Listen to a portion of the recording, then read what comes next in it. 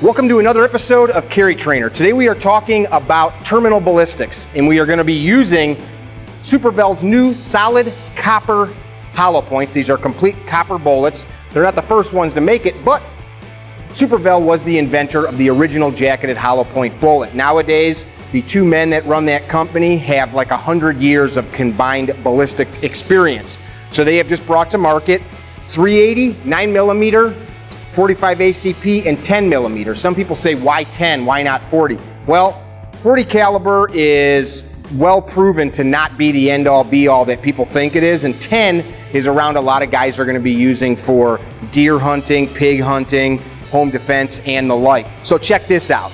We've got some test gel out there from Clear Ballistics. One thing I want to point out about the Clear Ballistics, and you'll see a lot of it through the video, is these are sent with calibration cards. It's important that you don't just go out and buy some gel and look for a recipe online and mix up gel and then think you're doing some scientific testing. There is nothing wrong with that. Last week we shot, what did we shoot, Drew? We shot cantaloupes, we shot some canned tomatoes. That was for a result. Today what we're looking at though is we want to compare the advertised penetration and the advertised velocity. Super important. You go buy a box of ammo like this and it says 160 grain, in this case solid copper hollow point at 1200 feet per second. Well, if you go buy this and you stick it in your little snubby, don't expect to get that same kind of velocity. Why is that a big deal? Velocity is required for proper expansion. So 380 is going to be on the low end of the velocity spectrum. This stuff is spec'd at about 1100 feet per second.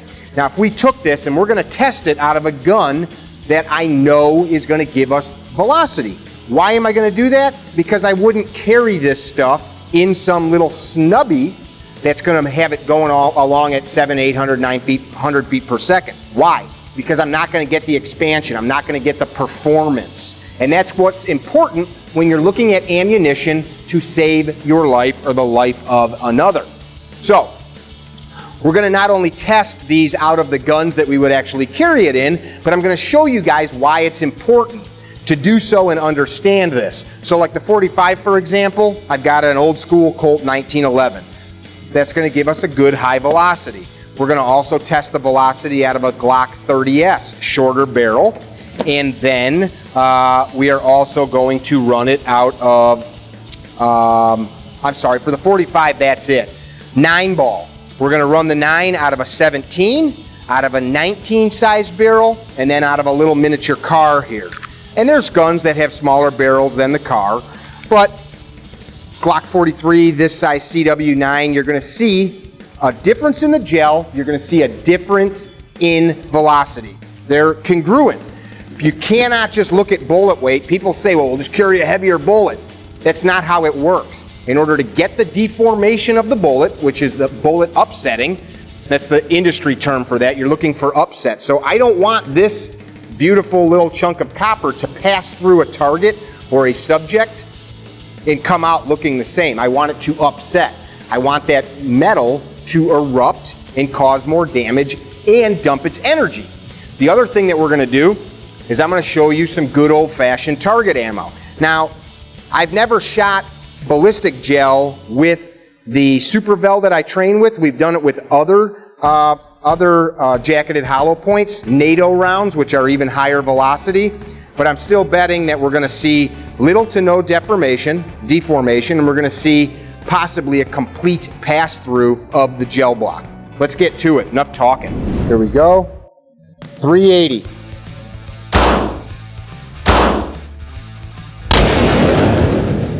Gonna clear the gun out.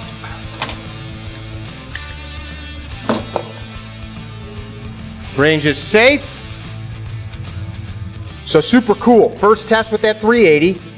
The total depth is about 9 1/2 inches. So I'm going to record that. A lot of people fixate on that number. We'll talk about this throughout the testing today, and they say, well, if I shoot and it goes 20 inches, that'll go through 20 inches of human.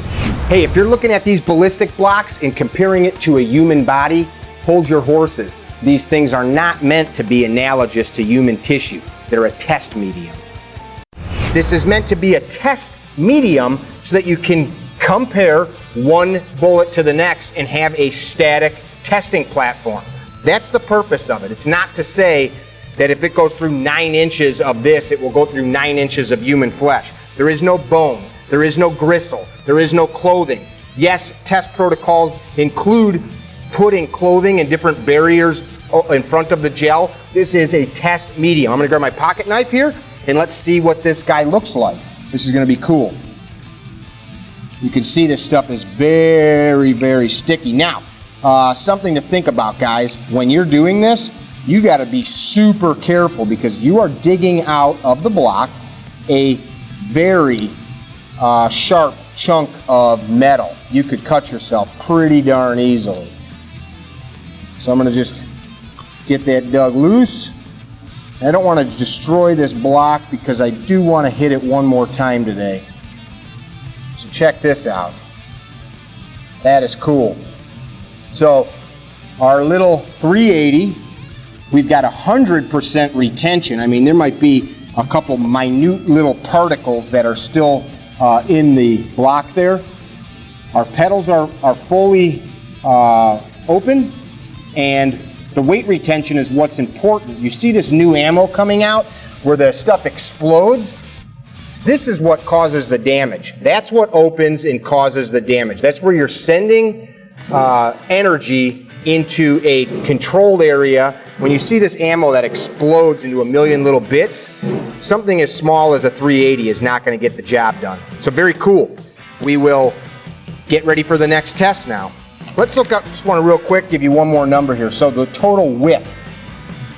So we are at just under, well, if I measure farthest tip to farthest tip,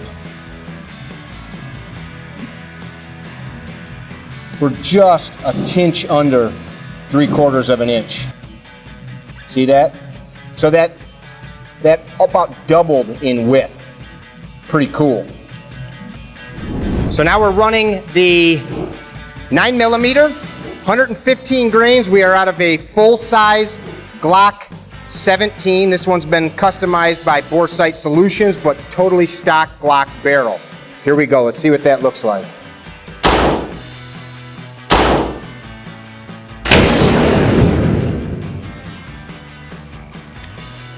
All right, I'm going to unload the pistol.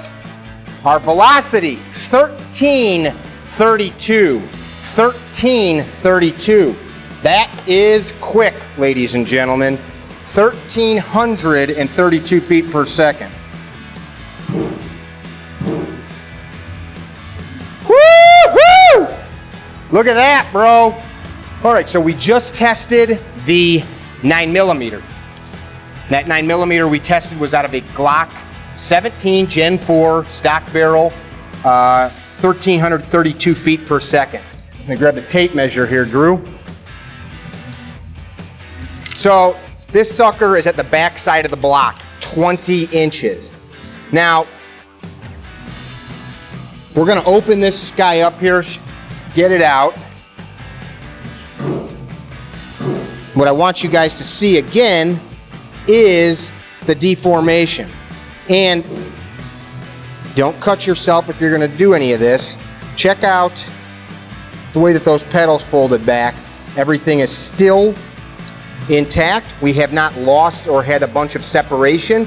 That's the beauty of an all copper projectile, is that you maintain mass. That mass, that's how you're transferring energy from this 115 grain projectile into tissue.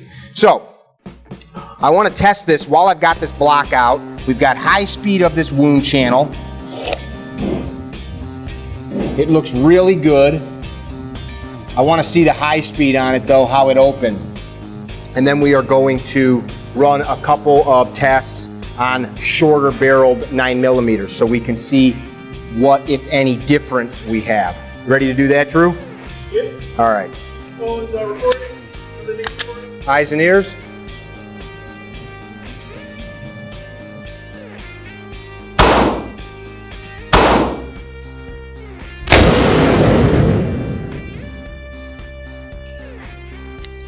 All right, we'll unload. Velocity loss.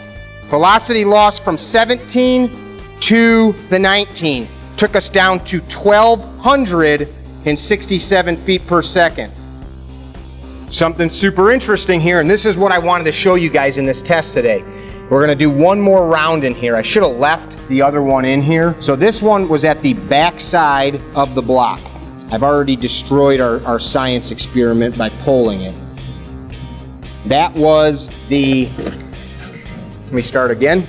So now we're gonna shoot the Kahr. What you're seeing here, we've got the Glock 17, the 19 size barrel. So now, if we had a 43, we could have kept it in the Glock family, but I purposely didn't bring the 43. I wanted to show you a different size weapon. You're gonna see that getting shorter in penetration and maybe less in expansion. Cool thing is here is this data should help you decide what ammo you should put in your gun. So real quick, I just want to measure that penetration out of the 19X. We're at 16.25 inches deep. So 16.25. So that's 3.75 inches difference from the 17. Now we'll run the little shorty gun. All right, here we go. Kahr CW9, 115 grain, Super Vel, solid copper.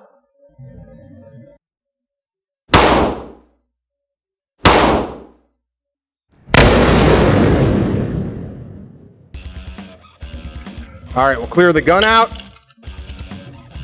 Not drop anything. Velocity, 12.67. Are we the exact same as it ran out of the 19 barrel? I don't know what the difference in length is. I'll have to actually pull those out and look at that.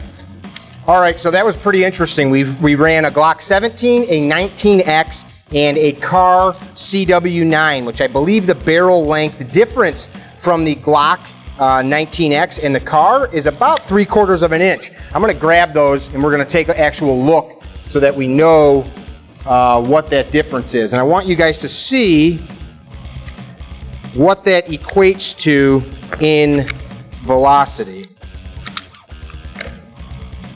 And in this case, that was actually an interesting result. And I actually think we need to shoot a couple more of them just to make sure that we didn't have some kind of anomaly. If I can get this Glock apart. So normally, barrel length immediately equates to velocity. In this case, that's, I'm gonna venture to say about 5/8 inch. Yeah, 9/16 is the barrel length difference. We had the exact same velocities out of these two barrels. There's a lot of factors for that. It could be the loading, could be the tightness. This gun has not been shot much at all. This gun has been shot a lot. So you're gonna have some erosion. Same velocity, we've got the same depth in the gel, which was about 16 inches. The one on that side is from the 19, the one on this side is from the Kahr. So upon speaking with the folks at Super Vel, they brought my rudimentary understanding of ballistics up a notch when they explained these specific loads were created with a powder that is consumed, completely consumed in a short amount of barrel length. Real quick, just so we find out if we have any anomalies, I'm gonna put these guns back together again and we will shoot, we'll say 3 out of each. We'll do 3 out of each just to see, don't confuse the parts, just to see if we've got any kind of a anomaly there with that simple test, and we'll add a little bit more to the, we'll make sure that we've got more in the sample. What we'll do is I'll just slide this gel out of the way a couple of inches and we'll just run a few rounds through and get just a straight up velocity test, okay? We'll do 3 rounds out of the Glock 19X, and then I'll do 3 out of the, man, I am just dripping with sweat here. I'll do 3 out of the Kahr. Here we go.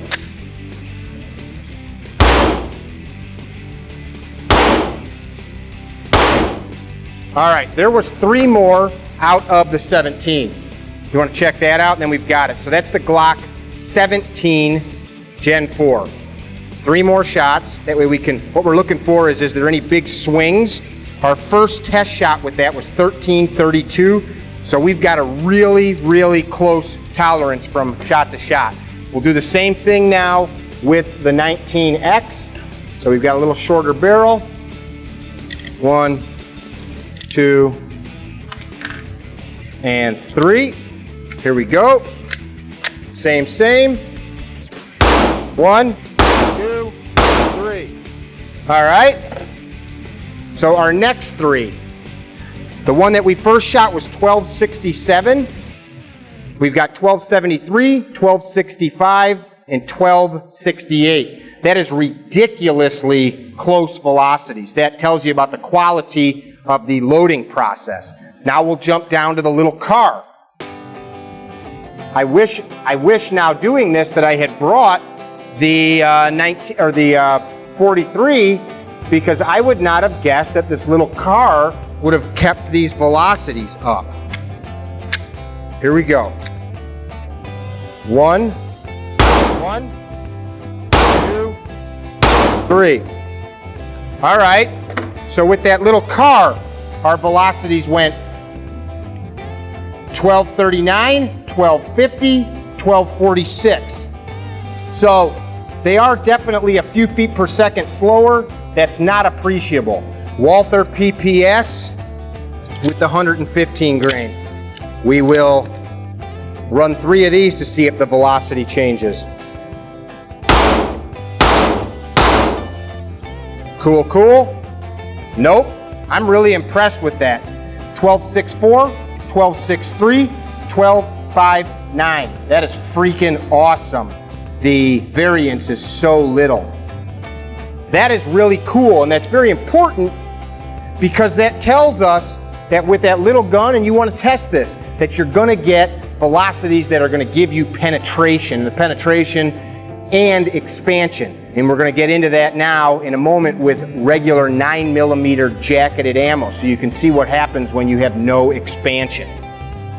So we'll stick with 9, and then we'll jump over. You know what? We'll jump to 45. We'll do that next. Fresh block out there. We're now going to run the 45 ACP. We've got a 5-inch Colt 1911, we've got a 3-inch Kimber 1911, and I've got a 4-inch Glock 30S. Same test we just did on the 9. We've got 3 test guns, a 5-inch 1911, a 3-inch 1911, and a 4-inch Glock 30S. Here we go. Eyes and ears.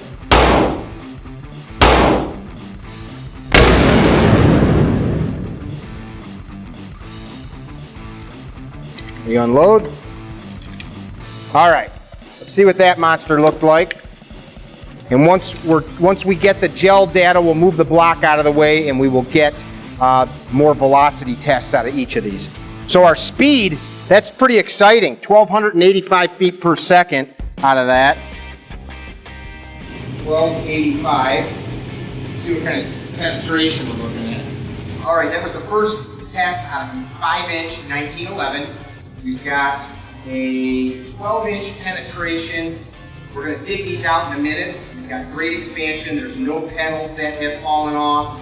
And that stuff was running 1,285 feet per second. So now we're going to do the 4-inch Glock 30S. All right, Glock 30S. I'm going to aim to the top right quadrant of the gel.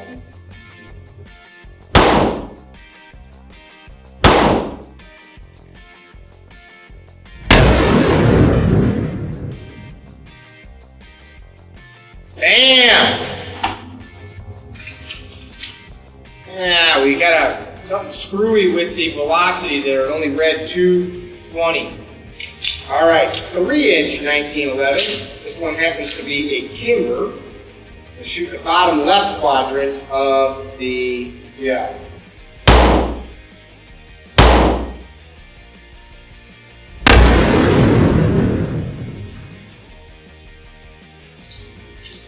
Gun cleared out. Again, we did not get a good velocity read. Might be because of the distance that we're at. Very cool. That round shot farther than the rest of them, out of a 3-inch. So science is pretty cool. Today we're out testing Super Vel. This is the 45 ACP all copper projectile. The top round came out of a Glock 30S, that's 4 inches. The one right in front of my finger right there, came out of a 5-inch 1911, and this guy came out of a 3-inch 1911. Why I want you to see that? Science isn't just reading data, it's actually coming up with data through experimentation. Just because somebody says a longer barrel or a certain gun should give you a certain velocity, it may not. And normally a shorter barrel will give you a diminished velocity, which is very important when you're talking about expanding ammunition, because a low velocity round oftentimes will not expand, meaning it may pass through a subject or not cause the penetration desired to stop a bad guy. All right, let's see what these suckers look like.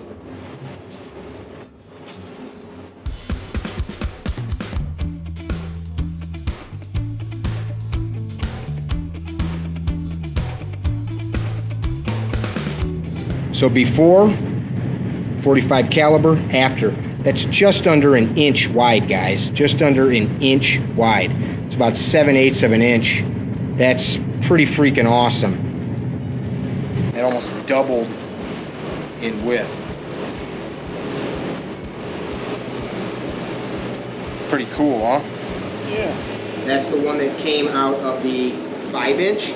What you do see is the pedals are curved a little bit more in that one, but I don't know if that's meaningful because our depth of penetration was about the same and our velocity going through the chrono was about the same.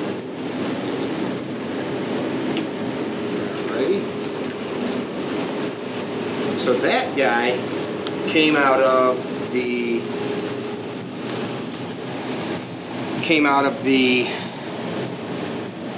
Glock. That guy came out of the 5-incher, and that one came out of the 3-incher. I'm going to write that down.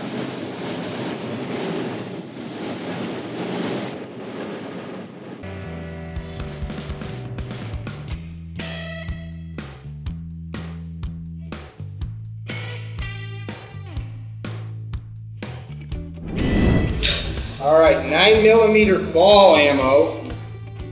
We'll shoot the top left, and I just want to see if we don't get complete pass-through. Block 17. I got too close to the left edge and it winged out. I'm going to do that again.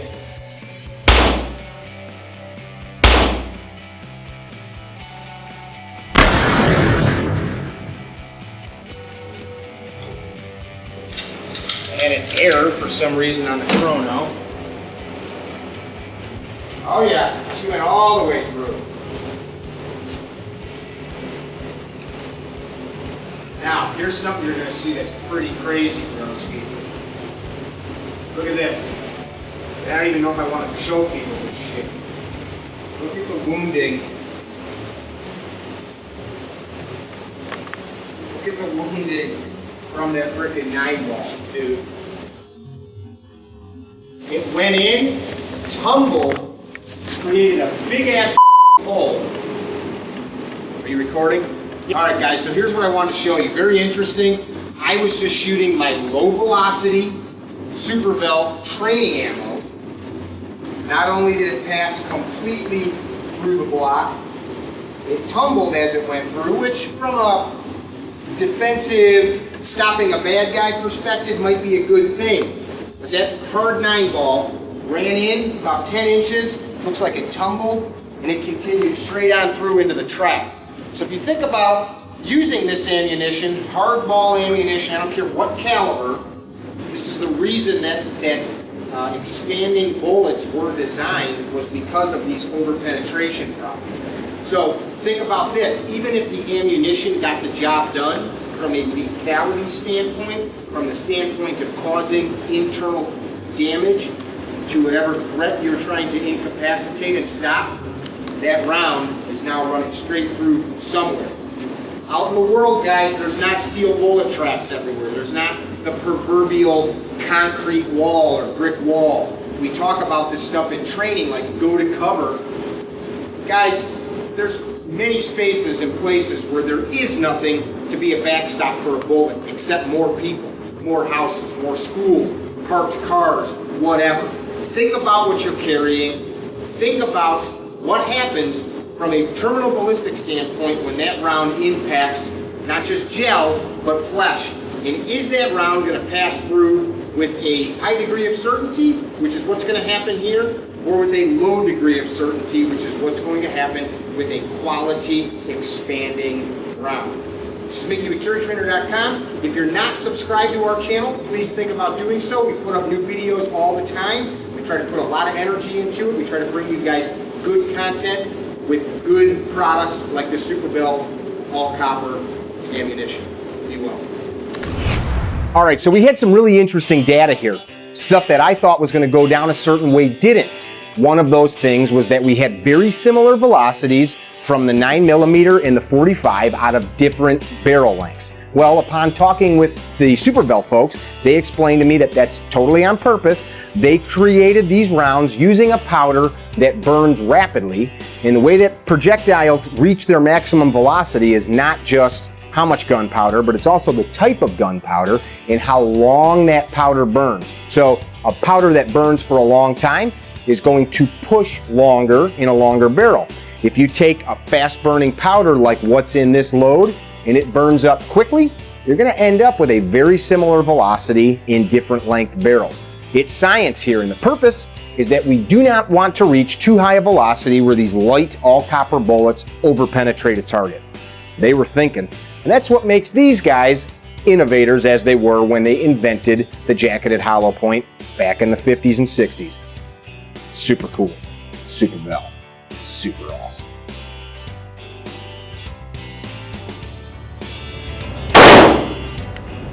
$13.34. Why are you not reading?